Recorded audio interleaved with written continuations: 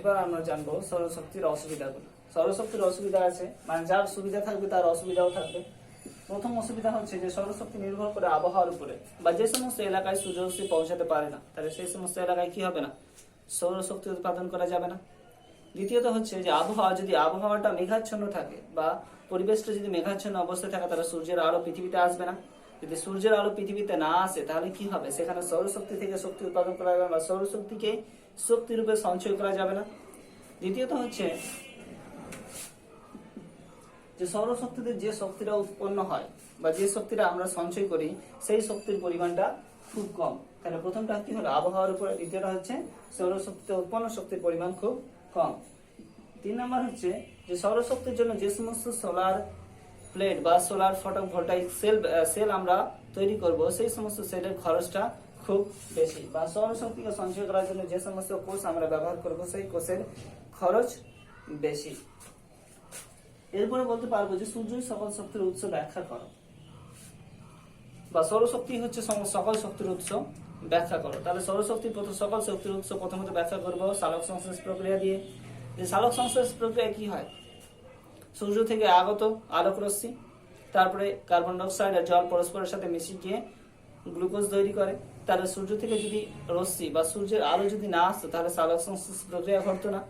দ্বিতীয়ত কয়লা বা অন্যান্য পদার্থ উৎপাদন বা খনিজ তেল উৎপাদন। তাহলে কি হবে, প্রথমত তারা কোনো একটা প্রাণী ছিল বা গাছ ছিল, তাহলে সেই গাছ সূর্য থেকে আগত প্রথমত সমস্ত শক্তিকে সঞ্চয় করলো, তারপরে মাটির নিচে চাপা পড়ে গিয়ে কয়লা বা অন্যান্য পদার্থতে পরিণত হলো। তারপর হচ্ছে বায়ু প্রবাহ। বায়ু প্রবাহ হয় যে কোনো একটা এলাকা যদি গরম হয়, এটা হচ্ছে ভূমি বা স্থলভাগ।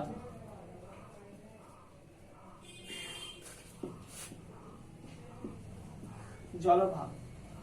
দিনের বেলা কি হবে, দিনের বেলা যেহেতু এই অংশটা বেশি গরম হয়ে যাবে সূর্যের ফলে, তাহলে এটা যদি গরম হয় তাহলে এটা ততটা গরম হবে না। তাহলে এখান থেকে কি সৃষ্টি হবে, বায়ু প্রবাহের সৃষ্টি হবে। ঠিক তেমনই রাতের বেলা কি হবে, তাড়াতাড়ি ঠান্ডা হয়ে যাবে, আবার তাড়াতাড়ি ঠান্ডা হতে পারবে না, তাহলে এখান থেকে আবার একটা বায়ু প্রবাহ হবে। তাহলে এই যে বায়ু প্রবাহ হচ্ছে কার জন্য, সূর্যের তাপের ফলে। তাহলে সূর্যের তাপীয় শক্তিকে এখানে কাজে লাগছে, তাহলে বায়ু প্রবাহের জন্য কোন শক্তি কাজে লাগছে, তাপীয় শক্তি বা সৌরশক্তি। তাহলে জলভাগ থেকে যে বাতাসটা প্রবাহিত হবে তাকে বলা হবে সমুদ্র বায়ু, আর স্থলভাগ দিয়ে যে বায়ুটা সমুদ্রের দিকে আসবে বা জলের দিকে আসবে সেটাকে বলা হবে স্থল বায়ু। এরপরে হবে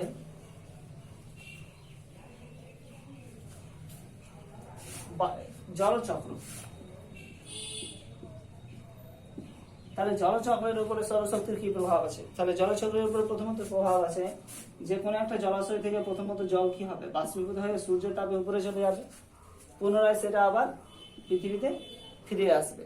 তাহলে এই পুনরায় ফিরে আসাটা বা একটা জলচক্রটা যেটা তৈরি হচ্ছে, সেই চক্রটা কার উপরে নির্ভর করে, সৌরশক্তির উপরে নির্ভর করে। তাহলে প্রথমত বলবো কার উপরে, সালোক সংশ্লেষ সৌরশক্তির উপরে, কয়লা বা অন্যান্য খনিজ সম্পদ হওয়া সৌরশক্তির উপরে, বায়ু প্রবাহ সৌরশক্তির উপরে, জলচক্র সৌরশক্তির উপরে নির্ভর করে।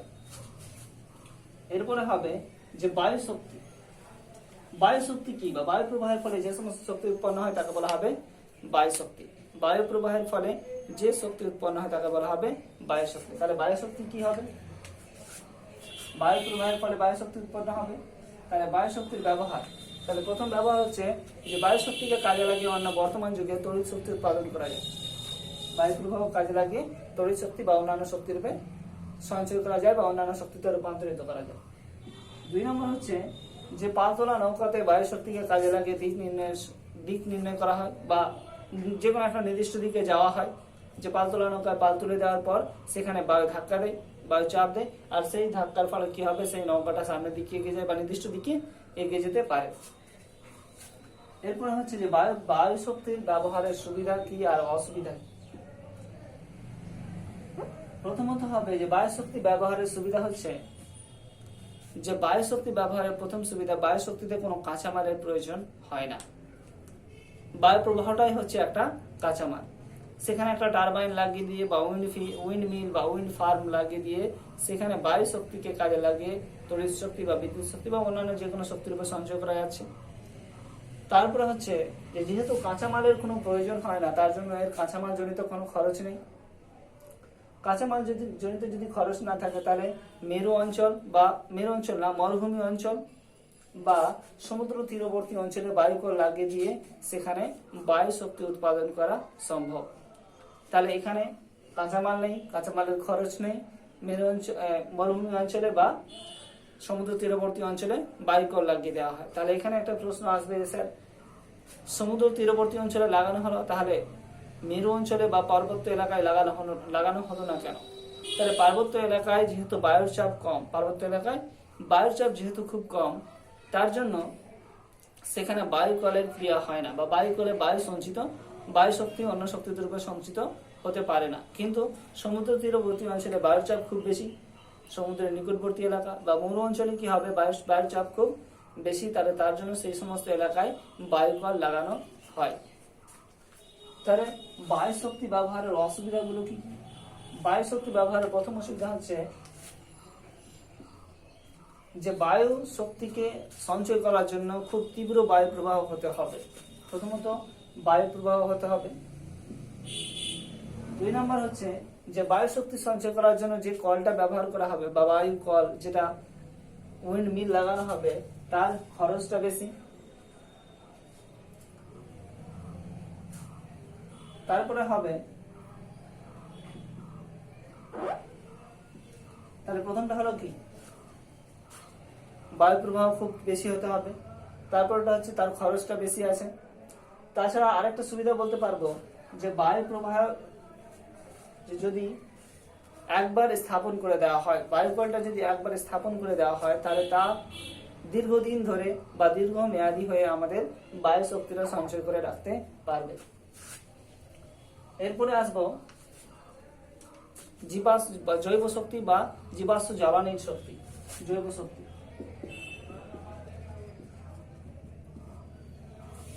জৈব থেকে বা জীব থেকে বা জৈবিক উৎস থেকে যে সমস্ত শক্তি আমরা পেয়ে থাকবো তাকে বলা হবে জৈব শক্তি।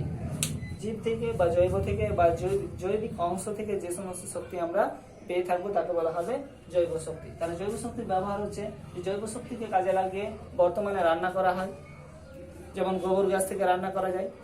তারপরে হচ্ছে অত্যন্ত প্রত্যন্ত এলাকায়, মানে যেখানে সূর্যের না বিদ্যুৎ পৌঁছায়নি, তাহলে সেই সমস্ত জায়গাতে জৈব শক্তিকে কাজে লাগিয়ে কিন্তু বাতি জ্বালানো হয় বা বাল্ব জ্বালানো হয়ে থাকে। এরপরে হবে গোবর গ্যাস কি?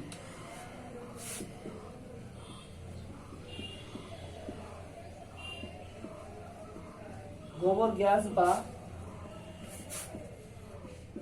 বায়োগ্যাস।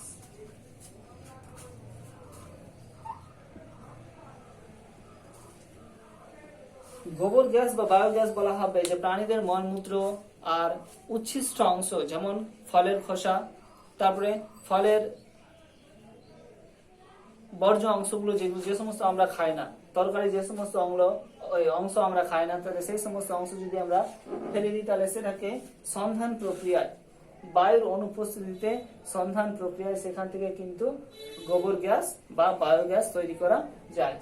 গোবর গ্যাস বা বায়োগ্যাস তৈরির ফলে গোবর গ্যাস বা বায়োগ্যাসকে কাজে লাগিয়ে বর্তমান যুগে রান্না করা হয়ে থাকে। তাছাড়া বললাম যে বাতি অত্যন্ত প্রত্যন্ত এলাকায় কি করা হয়, বাতি জ্বালানো হয়। এছাড়া হবে যে বায়োমাস কাকে বলবো?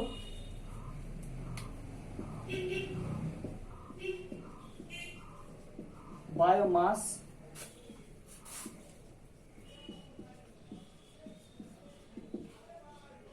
বায়োফুয়েল।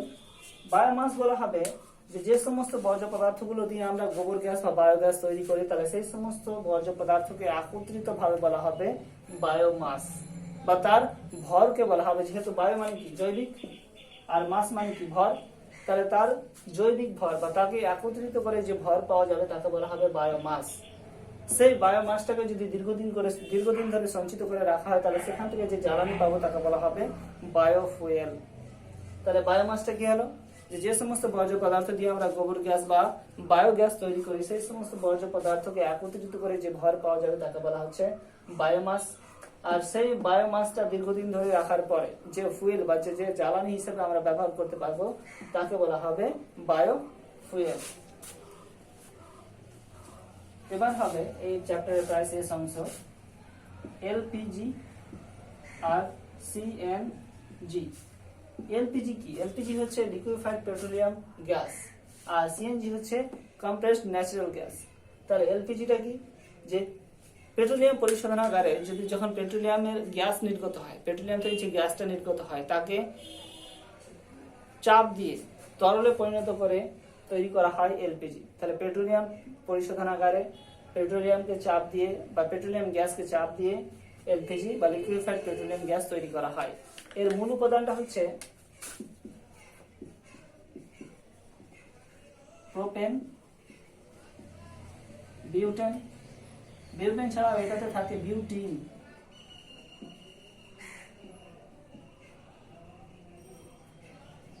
বিউটিন আর থাকে আইসোবিউটিন। তাহলে এলপিজির মুখ্য উপাদান হচ্ছে প্রোপেন আর বিউটেন, এছাড়াও এটাতে থাকে বিউটিন আর আইসোবিউটিন।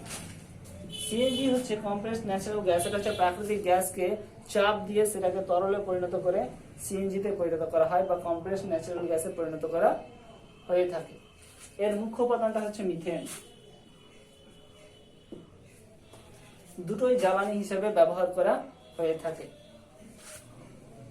তাহলে যে সমস্ত বিষয়গুলো আজকে আমরা পড়লাম, এখান থেকে এই চ্যাপ্টারটা শেষ হবে। কোন অংশ যদি ছুটে যায় তাহলে আমাকে মেসেজে জানিয়ে দেবো হোয়াটসঅ্যাপে। অনেকে মনে হয় করে না পড়াশোনা।